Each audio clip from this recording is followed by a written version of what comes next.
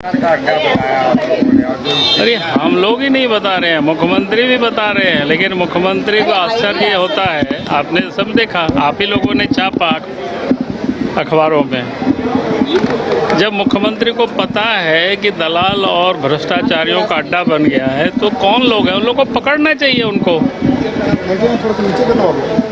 ये सिर्फ बोल करके निकल जाना, ये तो ठीक नहीं है। मतलब तो उसी बातों को हमारे विधायकों ने उनको याद दिलाया, अखबार दे लहराया कि मुख्यमंत्री ने कहा है। उन्होंने भी माना, लेकिन मान तो रहे हैं लेकिन कार्रवाई कुछ कर नहीं रहे हैं। इतना ही तो सवाल है।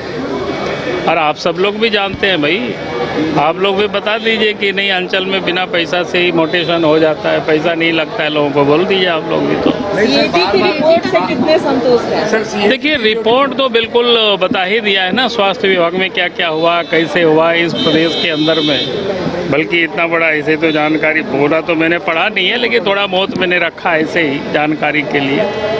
तो आप ये समझ सकते हो इतनी अव्यवस्था रही है सरकार की, यानी सरकार को कोई चिंता ही नहीं। कोविड जैसे काल में भी जो पैसा सरकार को देना था वो भी उन्होंने नहीं लगा पाई। यानी भारत सरकार का, राज्य सरकार का जो हिस्सा होता है, जिसकी बार बार सरकार बोलती है कि केंद्र सरकार पैसा नहीं दे रही है। भाई आप जब पैसा लगाएंगे, खर्च करेंगे, तो उसी अनुपात में पैसा आता है, लेकिन उन्होंने तो नहीं किया। उस कारण से कई एक चीज़ें यहाँ ठीक नहीं हुई और मामला ऐसे ही चलते रहा। सर, कई विभागों के पैसे सरेंडर किए गए हैं और जो अनुपूरक बजट में आया मामला बिजली की बकाये को लेकर, देखिए मैं कह रहा हूँ कि कई एक विभाग के पैसा को सरेंडर करना, इसका मतलब है कि सरकार निकम्मी है, उस विभाग में काम नहीं कर रहा है। ये तो साफ हो गया ना भाई। अगर उस विभाग के मंत्री क्या कर रहे थे, अगर पूरे 5 साल में पूरे वर्ष बीत गया, समाप्त हो रहा है, अब समाप्त होने में मात्र 1 महीना बचा हुआ है और उस विभाग में काम नहीं किया, तो कर क्या रही थी सरकार?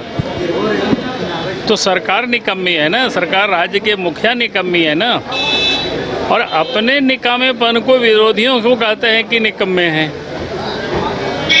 सर ये सोमवार को बजट जो पेश होगा उससे कितना उम्मीद है सर सरकार से? हम तो कोई उम्मीद नहीं करते हैं सरकार से, क्या उम्मीद करेंगे? सर, ये सीबीआई जांच की मांग करेंगे क्या? कि जो रिपोर्ट आई है काफी आपत्तिजनक है। पहले तो मैं कहता हूं कि भाई राज्य सरकार को उस पर श्वेत पत्र जारी करना चाहिए। जो भी खामियां की अपनी रिपोर्ट में दर्शाई गई है, उस पर बतानी चाहिए राज्य सरकार को।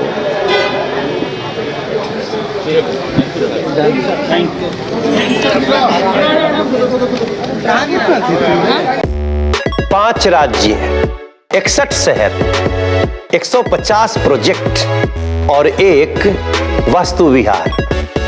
नई सोच, नया घर। बनाए रखिए अपना प्यार, सेवा में है वास्तु विहार।